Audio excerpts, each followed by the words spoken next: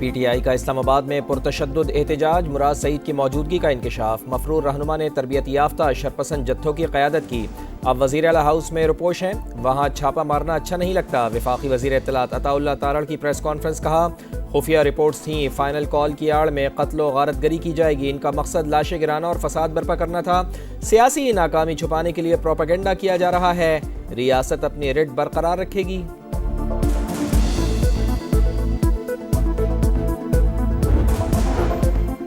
مراد سعید اسلام آباد کے احتجاج میں نظر آیا تو پکڑا کیوں نہیں؟ مشیر اطلاعات خیبر پختونخوا بیرسٹر سیف کا رد عمل، کہا عطا تارڑ کے بیان کی کوئی اہمیت نہیں، حکومت سفید جھوٹ بول رہی ہے، حکومت کو عوام کو بے وقوف نہیں بنایا جا سکتا، ہمارے کارکنان کے پاس زیادہ سے زیادہ ڈنڈے تھے۔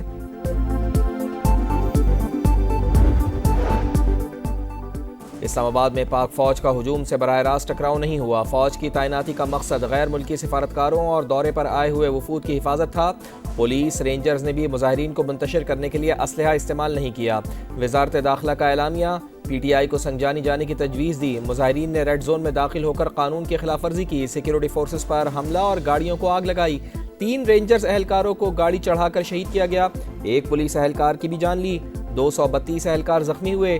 تحریک انصاف کا سوشل میڈیا پر پروپیگنڈا جھوٹ کا پلندہ ہے، غیر ملکی میڈیا کے بعض عناصر بھی پروپیگنڈے کا شکار ہیں۔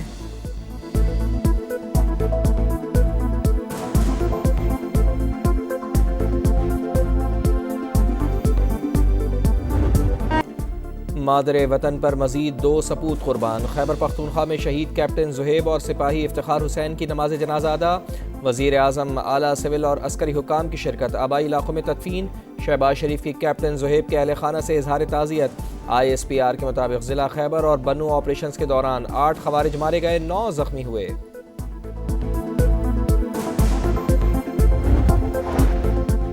میاں والی میں تھانہ چاپری پر حملہ ناکام، جوابی کارروائی میں 4 دہشت گرد ہلاک، ڈیرہ اسماعیل خان میں مردان پل پر نامعلوم افراد کا پولیس موبائل پر حملہ، سب انسپکٹر شہید، 2 اہلکار زخمی، درابن چیک پوسٹ پر بھی فائرنگ کا تبادلہ، 1 اہلکار زخمی۔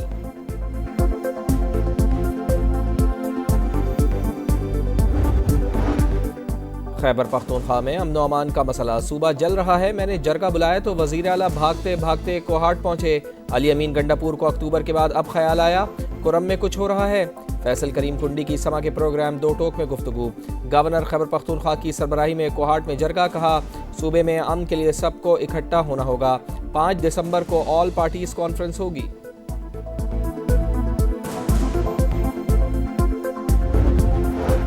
ہماری حکومت میں امن و امان کی صورتحال بہتر ہوئی، قربانیاں دے کر دہشت گردی کو ملک میں پھیلنے سے روک رہے ہیں، وزیر اعلیٰ خیبر پختونخوا علی امین گنڈاپور کا وفاقی حکومت کو مناظرے کا چیلنج، کہا C T D Khyber Pakhtunkhwa کی کارکردگی بہت بہتر ہے، انسداد دہشت گردی اور ضم اضلاع کے لیے فنڈز پورے نہیں ملے، گورنر کو اے پی سی بلانے کا اختیار نہیں، پرچی پر آئے ہوئے گورنر کے پیچھے نہیں چل سکتا، خود آل پارٹیز کانفرنس بلانے کا اعلان۔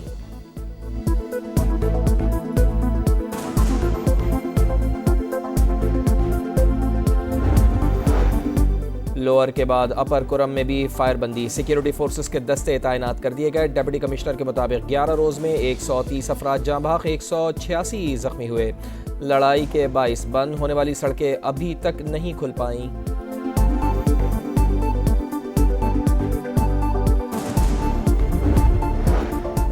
انٹرنیٹ سست رفتار، صارفین مشکلات کا شکار، فیس بک، انسٹاگرام، واٹس ایپ سمیت سوشل میڈیا سروسز متاثر، اپلوڈنگ اور ڈاؤن لوڈنگ بھی مشکل، آن لائن تعلیم اور ٹرانسپورٹ سروسز میں بھی خلل، وی پی اینز رجسٹریشن کی ڈیڈ لائن ختم، غیر رجسٹرڈ وی پی اینز فوری بند نہ کرنے کا فیصلہ، پی ٹی اے کو وزارت داخلہ کی ہدایت کا انتظار۔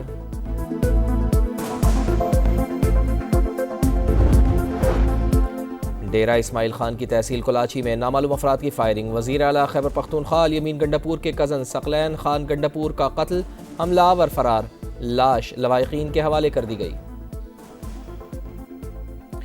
کراچی میں ایئرپورٹ کے قریب دھماکے کا ایک اور مقدمہ درج، ماسٹر مائنڈ بشیر بلوچ اور کالعدم بی ایل اے کا اہم کمانڈر عبد الرحمان نامزد، دہشت گردوں کی معاونت پر ہب میں نجی بینک کا افسر بلال اور اکاؤنٹ ہولڈر سعید بھی نامزد، قتل، اقدام قتل، دھماکہ خیز مواد کے استعمال اور دہشت گردوں کے لیے فنڈنگ کی دفعات شامل۔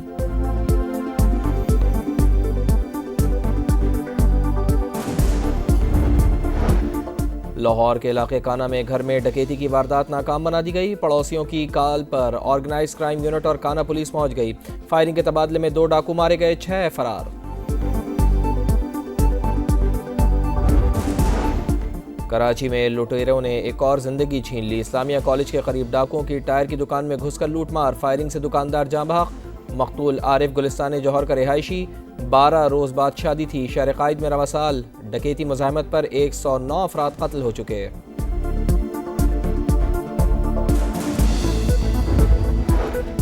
گجرات کے علاقے سرائے عالمگیر کے قریب ولیمے سے واپسی پر دلہے کی کار نہر میں گر گئی، دلہا اور دلہن کی بہن ڈوب کر جاں بحق، دلہن سمیت 5 خواتین کو علاقہ مکینوں نے بچا لیا۔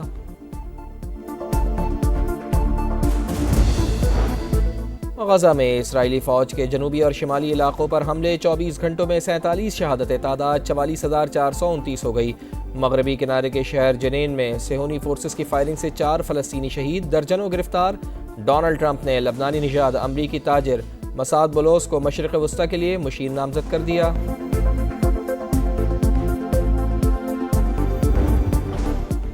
شام میں خانہ جنگی میں شدت آ گئی، حکومت مخالف جنگجوؤں کی پیش قدمی، سرکاری فوج کی بھی بڑی کارروائی، شامی اور روسی فضائیہ کی باغیوں کے ٹھکانوں پر بمباری، 25 افراد جاں بحق۔ باغیوں کا حلب ایئرپورٹ کے بعد بشار الاسد کے صدارتی محل پر بھی قبضہ، مجسمہ گرا دیا، 50 فوجیوں کو یرغمال بنا لیا۔ جھڑپوں میں ہلاکتوں کی تعداد 400 سے بڑھ گئی۔ ایرانی وزیر خارجہ عباس عراقچی کی دمشق میں شامی صدر سے ملاقات، مکمل تعاون کی یقین دہانی۔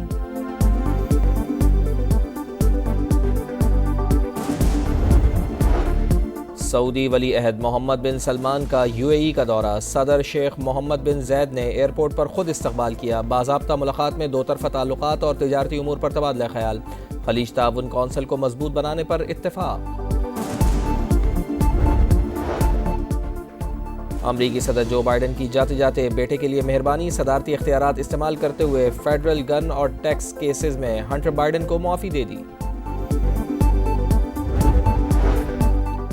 ہائیبرڈ نہیں، پارٹنرشپ فارمولا، چیمپئنز ٹرافی پر ڈیڈ لاک ختم ہونے کے قریب۔ پاکستان نے ICC میں نیا پلان پیش کر دیا جو 3 سال کے لیے ہوگا۔ بھارت اپنے میچز دبئی میں کھیلے گا، پاکستان بھی آئندہ 3 سال تک بھارت کے خلاف neutral venue per in action ہوگا۔ چیمپئنز ٹرافی کا شیڈیول اور وینیوز کا اعلان 1-2 روز میں متوقع۔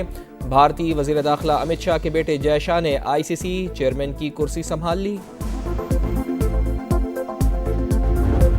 زمبابوے پاکستانی اسپنرز کے جال میں پھنس گیا، شاہینوں نے پہلے T20 میں 57 رن سے شکست دے دی۔ 166 رنز کے تعاقب میں زمبابوے کی ٹیم 108 رنز ہی بنا پائی، پاکستان کو 3 میچز کی سیریز میں 1-0 کی برتری۔